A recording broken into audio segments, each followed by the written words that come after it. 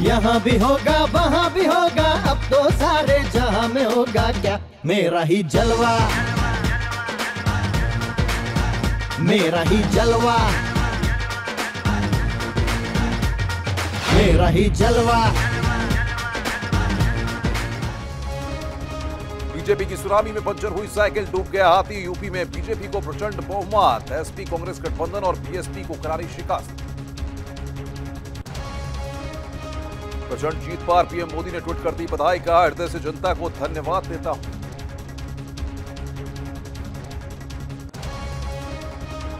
प्रचंड जीत के शिल्पकार बीजेपी के राष्ट्रीय अध्यक्ष अमित शाह ने कहा, यह जीत सियासत में लिखेगी नया अध्याय, जनता ने हरतिकलम को पूरी तरह से नकारा।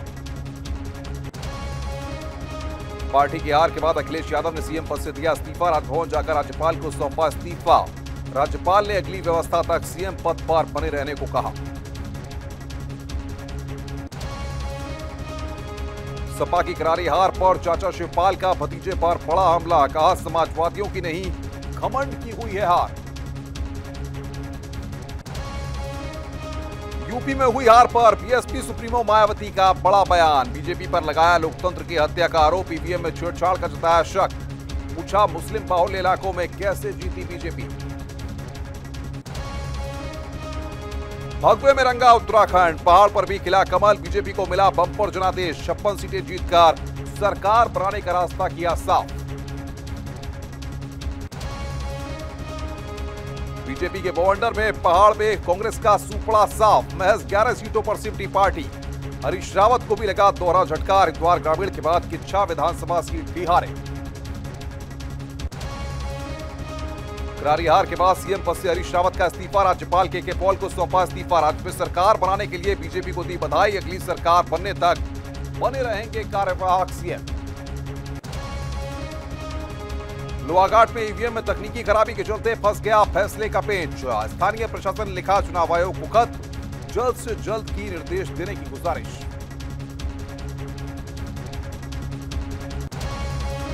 यहाँ भी होगा वहाँ भी होगा, अब तो सारे जहाँ में होगा क्या मेरा ही जलवा, मेरा ही जलवा, मेरा ही जलवा। तो एक बार फिर से स्वागत है आपका। जी हां, जलवा उत्तर प्रदेश में नरेंद्र मोदी का, भारतीय जनता पार्टी का, अमित शाह का। और जलवा ऐसा कि बनारस से जो सफर शुरू किया था, आज पूरे उत्तर प्रदेश में भगवा झंडा भारतीय जनता पार्टी का लहरा रहा है और कमल हर जगह खिलता दिखाई दे रहा है, क्योंकि जिस तरीके की जीत हासिल की है वो अपने आप में ऐतिहासिक है।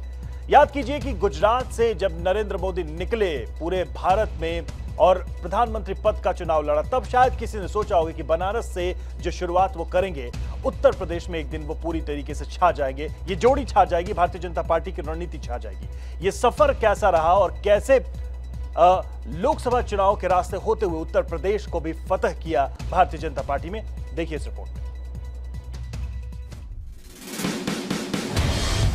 यूपी में बीजेपी की विराट जीत, केसरिया सुनामी है, केसरिया आंधी है या केसरिया सैलाब, कहना मुश्किल है। तो इस जीत को शब्दों में समेटना और भी कठिन। शनिवार की सुबह मतगणना शुरू होते ही जीत के संकेत तो मिलने शुरू हो गए थे, लेकिन ये जीत इतनी विशाल होगी, इसकी कल्पना तब भी शायद किसी ने नहीं की थी। बीजेपी के बड़े नेता भी 2/3 बहुमत के साथ जीतकर सरकार बनाने की ही बात कर रहे थे, लेकिन ज्यों-ज्यों आसमान पर सूरज चढ़ता गया, यूपी में मोदी मैजिक चलता चला गया। समाजवादी सूरज धीरे धीरे अस्त हो रहा था और यूपी केसरिया रंग में रंग रहा था। 2014 की तरह ही हर अनुमानों से कहीं आगे, एग्जिट पोल की सीमा रेखा को पीछे छोड़ते हुए यूपी मोदी मय होता चला गया। विश्लेषण से परे पूरे प्रदेश की इस तरह से केसरिया हो जाने की घटना शायद यूपी के इतिहास में पहले कभी नहीं हुई। बीजेपी के लिए यूपी में ऐसा ही खुशनुमा माहौल 1991 में भी बना था। तब बीजेपी ने राम मंदिर लहर पर सवार होकर चुनाव जीता था। 1991 में तब बीजेपी को यूपी की 31.75% जनता ने अपना समर्थन दिया और बीजेपी के खाते में तब 221 सीटें आई थी। आज 26 साल बाद जब बीजेपी ने मोदी लहर पर सवार होकर यूपी फतह किया तो पिछले सारे रिकॉर्ड टूटते चले गए। यूपी में बीजेपी ने सीटों का 13 शतक लगाया तो करीब 40% वोट भी अपने नाम किए। मंदिर आंदोलन और कमंडल के सहारे बीजेपी यूपी में वो इम्पैक्ट पैदा नहीं कर पाई थी जो मोदी कल्ट के भरोसे पूरे यूपी में इस बार हो गया। लेकिन यूपी की ये केसरिया सुनामी सिर्फ भावनाओं की जीत मात्र नहीं है, इसमें चुनाव की आधुनिक रणनीति का इस्तेमाल है तो सोशल समीकरण का बेजोड़ मिश्रण भी। लेकिन जीत के इस कॉकटेल में आम जन की भागीदारी के छिपे संकेतों को भी नजरअंदाज नहीं कर सकते।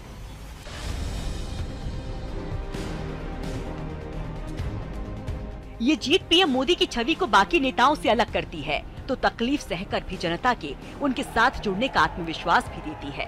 इसे नोटबंदी पर जनता की मुहर भी कह सकते हैं। ये कहने में भी अब गुरेज नहीं होना चाहिए कि कड़वी दवा के डोज के लिए देश तैयार है। बस कोई ऐसा चिकित्सक होना चाहिए जो कड़वी दवा तो दे लेकिन मर्ज के सही हो जाने का भरोसा भी दे। पीएम मोदी ने चुनाव के वक्त 14 साल का वनवास खत्म करने के लिए जनता से वोट मांगा तो यूपी की जनता ने वोट से बीजेपी की झोली भरते हुए न सिर्फ बीजेपी का वनवास खत्म किया बल्कि विराट राज तिलक भी किया। ये जीत कुछ तो अलग कहानी बताती है, संदेशों से आगे, संकेतों से अलग, बदलते भारत की तस्वीर की तरह, सीमाओं से परे और शब्दों के जाल से दूर। Bureau report, ETV news.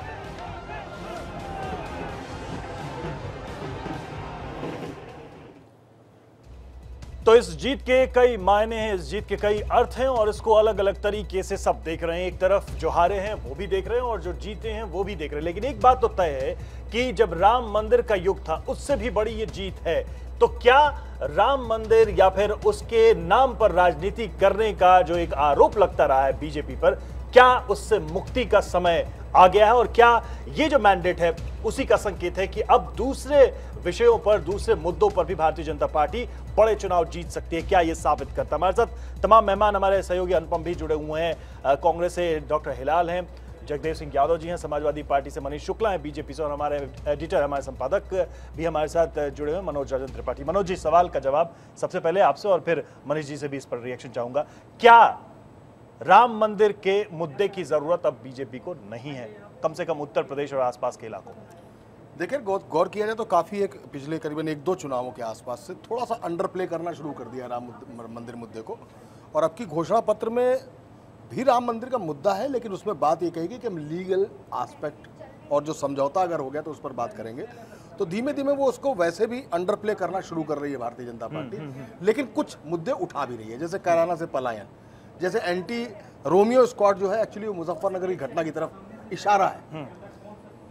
उन सब चीज़ों को देखते हुए राम मंदिर को अंडर प्ले किया गया, लेकिन कभी खत्म अभी नहीं किया गया है। सवाल उठते हैं और सवालों का जवाब भी देते हैं और खुद भी कहते हैं। लेकिन सवाल इसलिए था क्योंकि उस समय भी ऐसी थंपिंग मेजॉरिटी बीजेपी को हासिल नहीं हुई, कभी नहीं हुई। बिल्कुल। और इस बार कोई मुद्दा उस तरीके से उठाया भी नहीं गया किसी मंच से उतने पुरजोर तरीके से, और फिर भी इतनी बड़ी संख्या में सीटें ये जीते। तो क्या समझे कि अब उसकी जरूरत राजनीतिक तौर पर नहीं है भारतीय जनता पार्टी? बिल्कुल सीधी सी बात वही लगती है, जैसे मैंने पहले कहा कि अंडर प्ले तो कर ही दिया है। उसको लगता नहीं कि राम मंदिर का मुद्दा उठाने से हो सकता है हमारी छवि थोड़ी सी ऐसा ना हो, उस मुद्दे पर दागदार हो जाए। एक बात आपने बहुत अच्छी बात वो कही थी कि क्या बीजेपी का जो ये मैंडेट आया है वो किसी दूसरी तरफ जाना चाहता है, क्या कुछ और लोगों को अपने साथ जोड़ना चाहता है? और लोग का मतलब समझ ही रहे हैं आप, क्या किसी और वर्ग विशेष को जोड़ना चाहता है? तो हो सकता है, और ऐसा होना भी चाहिए, हो सकता है एक नए तरीके की राजनीति हमको आगे आने वाले दिनों में देखने को। नहीं तो सांप्रदायिकता की छवि से निकलने की कुलबुलाहट भी है क्या इसमें? बिल्कुल है, यही चाहिए, यही होना ही चाहिए। वैसे भी राजनीति में किसी भी तरीके से उन पर जिस तरीके के आरोप लगते हैं, लेकिन उसकी शुरुआत हमेशा धर्मनिरपेक्ष ताकतों की तरफ से। देखिए रवि जी, राम मंदिर बनेगा कि नहीं? अब तो दोनों जगह आपकी सत्ता है। रवि जी देखिए, एक तो भारतीय जनता पार्टी धर्म और जाति की राजनीति नहीं करती, दूसरा राम मंदिर हमारे लिए सदैव से आस्था का प्रश्न है, क्योंकि चुनाव के मुद्दे तो आते हैं जाते हैं। नहीं तो ये साबित हो गया आपको अब राजनीतिक तौर पर उसकी जरूरत नहीं है आपको? नहीं, हमने कभी राजनीति की ही नहीं। और जहां आस्था का सवाल है, आज भी हम कहते हैं कि देश के करोड़ों करोड़ों देशवासियों की तरह हमारे भी मन में है कि अयोध्या में प्रभु श्री राम का भव्य मंदिर बने। आप कह रहे हैं कि धर्म और जाति की राजनीति। साक्षी महाराज क्या कहते हैं, योगी आदित्यनाथ क्या कहते हैं, क्या जिस तरीके से विनय कटियार के बयान आते हैं, ये क्या बातें करते हैं? क्या जनता को नहीं दिखता है कि कौन धर्म और जाति के नाम पर बयान दे रहा है? विनय कटियार जी ने क्या कहा? विनय कटियार जी ने वही कहा जो मैंने कहा कि करोड़ों करोड़ देशवासियों की तरह हमारे भी मन में है कि अयोध्या में प्रभु राम का मंदिर बने। नहीं, 20 साल कानून के और बयान संविधान पहले के देखें और अब भी अंतर है। देखिए आप, और जिस तरीके से धर्म के नाम पर बड़ी स्पष्ट है कि जहां तक ये सवाल ये उठता है किसने कि कहा धर्म था के नाम मंदिर पे वहीं राजनीति बनाएंगे, नहीं ये करते हैं। मतलब किसने कहा था? एक सांस्कृतिक संगठन है इस देश में, विश्व और हिंदू परिषद। राजनीतिक रैलियों में नारे क्यों लगे थे? विश्व हिंदू, देखिए राजनीतिक रैलियों में भारतीय जनता पार्टी का जो जिसने सदस्यता ली है वो ही नहीं आता है। देखिए मनीष जी, तमाम ये तरह के स्वीकार लोग करने में आते हैं। दिक्कत क्या है कि तो अब मुद्दे की हमको जरूरत नहीं है राजनीतिक तौर पे। अब आप डेवलपमेंट पे मैंने काम दूसरी करके बात वोट हासिल कर वो सकते तो हैं। आप हमारा दूसरी- नारा ही सबका साथ सबका विकास, हम तो देखिए, उसी आधार पर आगे बढ़ रहे एक बात हैं। बड़ी स्पष्ट है कि निश्चित रूप से जिस तरह के बयान आते हैं वो स्पष्ट दिखाते हैं कि कहीं ना कहीं अलगाववाद की राजनीति जो है वो भारतीय जनता देखिए पार्टी लाल करती भाई, है। आज और के दिन तो उसका आप जो लोग है को वो- सत्य स्वीकार करना चाहिए उसको कि जो इस है देश वो में राष्ट्रवादिता नहीं, की लेकिन एक बात। ये दावा फेल हुआ ना। मैं दूसरी दूसरी बात बात देखिए, आपके लिए दूसरी एक बात दिक्कत की और- बात क्या है? आपके लिए दिक्कत की बात क्या है कि राम मंदिर के विषय पर उनको वोट लेने की अब जरूरत नहीं है, अगर इस पे विश्वास किया जाए। डेवलपमेंट का एजेंडा हो, डेवलपमेंट के मॉडल हो, नोटबंदी के, सब पे इनको समर्थन मिल गया। रवि एक दूसरी महत्वपूर्ण बात बता रहे हैं, लगातार कह रहे हैं राम मंदिर का पूरे भारत का है। देखिए रामचंद्र जी को आप सिर्फ एक धर्म से अगर बांधते हैं तो वो लोग जो भारत के अंदर रहते हैं उनके साथ आप कहीं ना कहीं अन्याय करते हैं। देखिए भारत का एक धर्म भी है, सबके धर्म है अपने अपने, और भारत की एक संस्कृति भी है, और रामचंद्र जी जो है वो भारत की संस्कृति का अभिन्न अंग है। आज की भी तारीख में आप किसी भारतीय से बात करें वो कहते हैं कि राम राज्य की बात की जा रही है। तो अगर वो राम राज्य की बात करते हैं तो किस राम की बात करते हैं? हम एक सेकंड में रवि जी आपकी बात पे आ रहे हैं। दूसरी महत्वपूर्ण बात यह है कि इस वक्त भी जो भी बात की है मनीष जी ने, एक दफा उन्होंने ये नहीं कहा कि हाँ राम मंदिर जो है वो हमारा इशू नहीं है, वो अब हमारा इशू से बाहर हो गया है, हम उसको राजनीतिक इशू कहते हैं, हमने कभी नहीं बनाया। लेकिन आज भी ये नहीं कह रहे कि वो अब हमारे इशू में नहीं है। सवाल यही उठता है कि देखिए ये कहना संवैधानिक तरीके से तो सारा सब लोग जानते हैं कि शब्दों का प्रयोग करना वो हम अपने हिसाब से करेंगे। राम मंदिर हमारे लिए आस्था का प्रश्न है, मैं छाती ठोक के कह रहा हूं। आपके लिए, कांग्रेस के लिए तो आप भी कहिए ना कि है आस्था का प्रश्न, और नहीं पूरे है तो सारे भारतीयों के लिए है। नहीं है हम तो सही कांग्रेस की बात नहीं कर रहे हैं, हम तो आप कहते हैं कांग्रेस के सारे प्रवक्ता हैं, भारतीयों की बात कर रहे आप हैं। कहिए, हम कह रहे हैं कांग्रेस की बात कर रहे हैं, विजय कांग्रेस की बात कर रहे हैं, सबकी बात कर रहे हैं। कैसे नहीं आस्था हो सकती है? अगर आप किसी की आस्था पे प्रश्न चिन्ह कैसे उठा मैंने क्या सकते हैं? कहा? मैंने कहा जैसे आप किसी के भी आस्था पर प्रश्न भारतवासियों कैसे को उठा सकते हैं? भारतीय भारतीय जनता पार्टी एक राजनीतिक दल है, वो वो किसी की आस्था पर प्रश्न नहीं उठा सकता। मैंने कहा, आप मैंने एक बार भी नहीं आस्था कहा पर प्रश्न क्यों उठा रहे हैं? भाजपा नहीं, की- लेकिन नहीं, मैंने नहीं। कहा कि अगर- करोड़ों अगर- करोड़ अगर- भारतवासियों की तरह हमारे भी मन में है। नहीं ठीक है, हमने नहीं देखिए कहा भाजपाइयों की तरह। वो आज की पॉलिटिकल लाइन है, वो आज की पॉलिटिकल लाइन है। नहीं, मैं मनीष जी- मनीष जिस जी- युग से कंपेयर कर रहा था उसकी लाइन नहीं है नहीं ये। है, ठीक बात है, ये बिल्कुल। आज की पॉलिटिकल लाइन और है, मनीष और जी जब बदली हुई आप लाइन है। यहाँ बोल रहे हैं तो लेकिन भाजपा यहाँ बोल पर रही एक बात महन ये है कि ये कह रहे हैं कि धर्म की राजनीति नहीं करती भारतीय जनता पार्टी, जाति की राजनीति भारतीय जनता पार्टी नहीं करती है। तो इस पूरे चुनाव में जो भाषण सुनने को मिले उसमें कसाब, शमशान, कब्रिस्तान और अखिलेश यादव पर इस तरीके का पलटवार की धर्म के नाम पर बिजली का बंटवारा हो रहा है, ये सब मैसेज देने की बीजेपी को जरूरत क्या थी अगर आप डेवलपमेंट के सिनेरियो पे काम कर रहे हैं? अगर इस उत्तर मोदी ने प्रदेश जात के का अंदर नाम लिया है। आखिर इस का भी नाम उत्तर लिया है। प्रदेश के अंदर फतेहपुर अगर में बिजली यादव का मुसलमान की बात कही वितरण या असंतुलित विकास होगा तो मोदी ने उसको- खुद- वो मुद्दा है कि नहीं है मुद्दा? वो धर्म मुद्दा के है नाम पर अगर ये कोई गलत है सरकार इल्जाम। धर्म ये के आधार इल्जाम पर गलत योजनाएं है। लागू करती है। ये हेलाल भाई बात इल्जाम सुनिए, गलत है। समाजवादी पार्टी ने हमारी बेटी उसका कल धर्म विशेष के लिए ले आए तक नहीं ले आए थे, बैठे हैं जगदेव जी मिनिस्टर, पूछिए इनसे, ये तो लिखा पढ़त की बात है ना।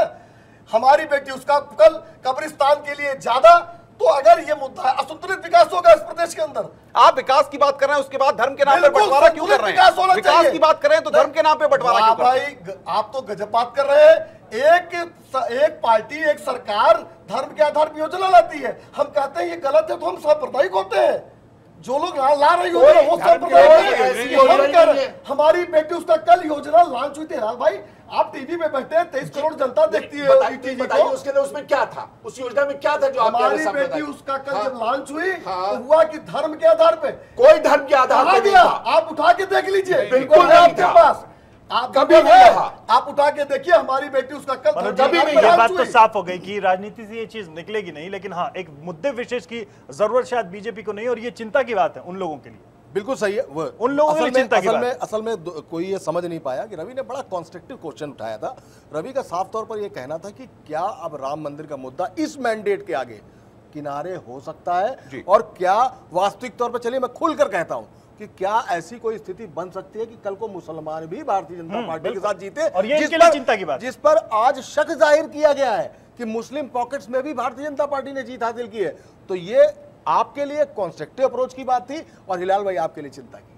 मैं बेसिक सवाल की तरफ लौटता हूं कि ये आरोप लगा के आप थक चुके हैं, आप लोग हार गए, कोई फायदा नहीं हुआ। मुझे लगता है कि नहीं, उन आरोपों में अगर जनता को सच्चाई लगती तो भारतीय जनता पार्टी की ये जो 325 के आंकड़े वो आपके होने चाहिए थे। देखिए, एक बात बड़ी स्पष्ट है, पूरी की पूरा जो 5 राज्यों में कैंपेन हुआ है, 5 राज्यों में कहीं पर भी किसी तरह का कोई इस तरह की बात किसी कांग्रेसी नेता ने कही हो तो आप उसको कोट करें, एक बात। दूसरी बात यह है कि उत्तर प्रदेश और उत्तराखंड भारत का महत्वपूर्ण हिस्सा है, लेकिन उसके अलावा और भी राज्य हैं। समझ पा रहे हैं गंभीरता इसकी? कैसे जीते, समझ पा रहे हैं वहां पर दो जगह से नहीं, आप मेरे सवाल की गंभीरता नहीं समझ पा रहे। ये आप लोगों के लिए चिंता की बात है। अगर ये सब कहने के बाद भी एक सेक्शन का वोट इधर शिफ्ट होता है, ये राजनीतिक तौर पे बहुत चिंता की बात है। एक ब्रेक लेना होगा, मैं रोकूंगा, आते हैं तो फिर दूसरे सवाल भी उठाते हैं। छोटे से ब्रेक के बाद जल्द हाजिर। यहाँ भी होगा वहाँ भी होगा, अब तो सारे जहां में होगा क्या मेरा ही जलवा, मेरा ही जलवा, मेरा ही जलवा। यहाँ भी होगा वहाँ भी होगा, अब तो सारे जहां में होगा क्या मेरा ही जलवा, मेरा ही जलवा, मेरा ही जलवा।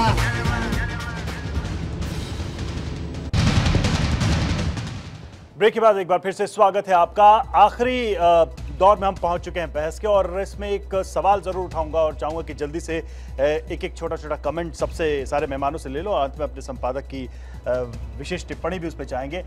कोalition का एज निकल चुका है, हर चुनाव में ऐसा लग रहा है कि क्लियर मेजॉरिटी मिल रही है। क्या ये छोटी पार्टियों के लिए खतरे का संकेत है? ये जो बीच में होता था कि ब्लैकमेल होता था या फिर मजबूरी हो जाती थी बड़ी पार्टियों की, क्या उस एज का एंड हो गया है? निश्चित रूप से 10-15 साल गठबंधन का दौर था, लेकिन गठबंधन के दौर में जो छोटी पार्टियों ने बार्गेन किया और विभिन्न ऐसे हथकंडे अपनाए जो उस समय तो सूट कर रहे थे, लेकिन परसेप्शन बदल रहा था जनता का। परसेप्शन बदलने में थोड़ा टाइम लगता है, और परसेप्शन बदला है, उसके 2 कारण हैं। एक तो पूरा मैंडेट देने से जनता को ये लाभ है कि वो ये नहीं कह सकते कि चाचा जी ने गलती कर दी, पिताजी ने गलती कर दी। जवाब दे मुख्यमंत्री होगा जिसके हाथ में सत्ता की डोर रही। रीजनल पार्टियों के लिए ये संकेत है। देखिए, गठबंधन का दौर में सिर्फ थोड़ा सा अंतर आया है, पोस्ट पोल अलायंस की जगह नहीं रह गई है। प्री पोल अलायंस अभी भी हो रहे हैं, कुछ पोस्ट पोल अलायंस हम लोगों को देखने को मिले हैं। हमने कश्मीर में देखा पोस्ट पोल अलायंस, हमने महाराष्ट्र में देखा पोस्ट पोल अलायंस, उसके बाद फिर अगर हम झारखंड आ जाते हैं, हमने वहां पर भी पोस्ट पोल अलायंस देखा है। हाँ, लेकिन ये जरूर है कि प्री पोल अलायंस जो है वो ज्यादा एक्सेप्टेबल है, लेकिन ये कहना कि वो खत्म हो गया है तो अभी भी है और हो रहे हैं। हाँ, लेकिन ट्रेंड एक तरीके से बढ़ रहा है। आप बताइए, क्या ये रीजनल पार्टियों के लिए खतरे का संकेत है? देखिए, जहाँ रीजनल पार्टियाँ रीजनल पार्टी पावर में आती है तो वहाँ तो नहीं कह सकते गठबंधन की बात खत्म हो गई। कई स्टेट में है, बंगाल में है, यूपी में था, जहाँ कहीं हो रहा है। बहुत संख्या कम हो रही है उनकी। अगर regional party single party power में आती है तो वहाँ देखिए पार्टी का है उसमें। लेकिन अब ये सही है, जो संकेत है गठबंधन का युग खत्म हो रहा है, और लोगों ने देखा है, जनता ने देखा, जब गठबंधन का मौका आता है तो लोग बार्गेन करते हैं, काम नहीं करने देते हैं, और जो एक्चुअली पावर में होता है उसको बहाना बनाने का मौका मिल जाता है। इसलिए अब जनता उसको मौका नहीं देना चाहती। आप लोगों के लिए तो ज्यादा महत्वपूर्ण है ये सवाल। ठीक है, और उत्तर प्रदेश में जो चुनाव हुआ है, जिसको भारतीय जनता पार्टी के लिए आप मान रहे हैं कि हाँ वो जीती है, वो भी गठबंधन में है। अपना दल और सुहेल पार्टी, 2 दल उनके साथ हैं, अकेले नहीं है गठबंधन। गठबंधन से ज्यादा नहीं, गठबंधन है उनका 50 सीटें। का सवाल ये था कि क्या थंपिंग मेजॉरिटी जिस तरीके सबको मिल रही है लगातार हर जगहों पे, तो क्या उसका जमाना आ गया और गठबंधन इसकी वजह से कम होने की स्थितियां हैं? हो सकता है। मुझे तो ये लगता है कि बिल्कुल सही है। जितना भी पार्टी है, चाहे बसपा हो, भाजपा हो, सब लोग, सपा बैठे, कांग्रेस बैठे, ये सब लोग लगातार युवा वोटर्स की बात तो कर रहे हैं, लेकिन युवा वोटर्स की मेंटालिटी नहीं समझ रहे हैं कि वो निकलेगा, वो जाएगा, वो वोट देगा जाके, वो वोटिंग डे को एक फेस्टिवल की तरह मनाने लगा है, इसलिए परसेंटेज बढ़ता है। वो मतलब कंफ्यूजन नहीं चाहता, क्लैरिटी चाहता है, इस बार या उस बार। वो क्लैरिटी चाहता है और वही उसकी मानसिकता, और ये सब मानते हैं, लेकिन इस पर एक्सरसाइज नहीं है। इस बार के नतीजे देखे तो ऐसा ही लगता है, इस बार या उस बार। आप बीच में भ्रमित नहीं कर सकते। युवा वोटर्स पे अगर आपका फोकस है तो ये समझना होगा कि उसका माइंडसेट क्या है। बहरहाल उत्तर प्रदेश के नतीजे सबके सामने, उत्तराखंड के नतीजे और बाकी राज्यों के भी नतीजे सामने हैं। लोकतंत्र की अपनी एक गरिमा है और उस गरिमा के हिसाब से जो हारता है वो हार को स्वीकार करता है, जो जीतता है उससे जनता की उम्मीदें बढ़ती हैं। भारतीय जनता पार्टी से उम्मीदें इस वक्त सबसे ज्यादा हैं। देखना होगा कि उत्तर प्रदेश के विकास का जो वादा है वो कहां तक पूरा होता है। आप सबका बहुत बहुत धन्यवाद चर्चा में शामिल होने के लिए। इस बहस में फिलहाल इतना ही।